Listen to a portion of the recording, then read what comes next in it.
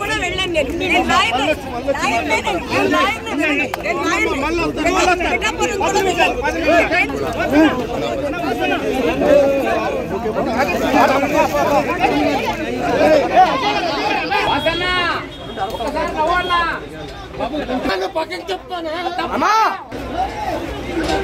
పవన్ కళ్యాణ్ గారితో కలిసి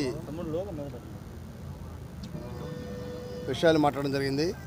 ముఖ్యంగా రేపు మా కాన్స్టిట్యున్సీలో కార్యకర్తలు, వైఎస్ఆర్సీపీ నాయకులు, కార్యకర్తలు ముఖ్య సమావేశాన్ని ఏర్పాటు చేశాం.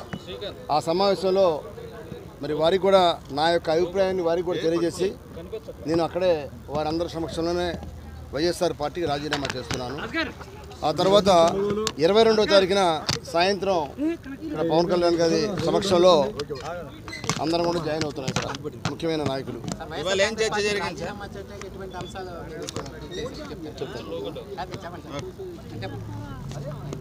ముఖ్యంగా నేను వైఎస్ఆర్ పార్టీ ఆవిర్భవించిన తర్వాత రాజశేఖర రెడ్డి గారిని చూసి, రాజశేఖర రెడ్డి గారి కుమారుడిగా జగన్మోహన్ రెడ్డి గారు ఇబ్బందుల్లో ఉన్నాడు. రాజశేఖర రెడ్డి గారి వల్ల నేను ఒక ఎమ్మెల్యే అయ్యాను 1999లో. ఆయన రాజకీయంగా నాకు అనేక రకాలుగా నాకు అవకాశాలు కల్పించారు. ఆయన పిసిసి అధ్యక్షుడిగా ఉన్నప్పుడు నన్ను పిసిసి కార్యదర్శిగా చేశారు. యువజన కాంగ్రెస్లో పనిచేసినప్పుడు కూడా నాకు అనేక సార్లుగా నాకు ప్రోత్సాహాన్ని ఇచ్చారు. ఆ తర్వాత 99లో మొదటిసారిగా నాకు మా జిల్లాలో ముఖ్యమైన నాయకులు ఇవ్వద్దన్నా కూడా టికెట్ని నాకు ఆయన తప్పకుండా గెలుస్తాడు ఉదయభాన్ అని చెప్పి ధైర్యంగా నాకు ఆయన టికెట్ ఇచ్చాడు. మరి మొదటిసారి గెలిచిన తర్వాత ఇప్పుడు కూడా కాంగ్రెస్ పార్టీని రాజశేఖర గారికి అండగా ఉన్నాను నేను. ఆ తర్వాత వారు చనిపోయిన తర్వాత మరి వారి కుమారుడు జగన్మోహన్ రెడ్డి గారు పార్టీ పెట్టగానే 2011లో పార్టీ పెట్టగానే మరి ఈ రోజు వరకు అంటే సుమారుగా 12 సంవత్సరాల పాటు వైఎస్ఆర్ పార్టీకి అన్ని రకాల సేవలు అందించాను. జిల్లా అధ్యక్షుడిగా పనిచేశాను.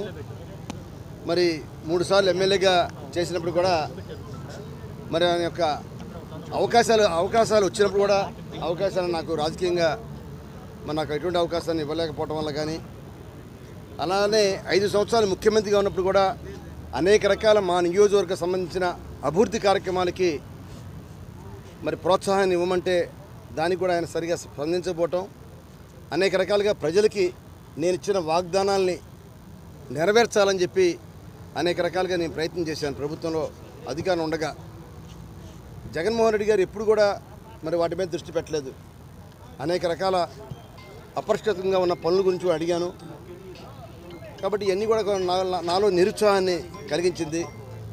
మరి వాళ్ళ పార్టీ ఓటమి చెందిన తర్వాత కూడా ఆయన ఏమాత్రం కూడా మరి కార్యకర్తల పట్ల కానీ నాయకుల పట్ల కానీ ఆయన చూపించే నిర్లక్ష్య వైఖరికి నిరసనగా మరి ఆ పార్టీలో మనం ఉంటే ఎవరికి ఎటువంటి సహాయాన్ని చేయలేకపోతున్నాం, ప్రజలకి ఏమాత్రం కూడా పడలేకపోతున్నాం, నియోజకవర్గ అభివృద్ధిని కూడా మేము ఎక్కడ చేయలేకపోతున్నాం.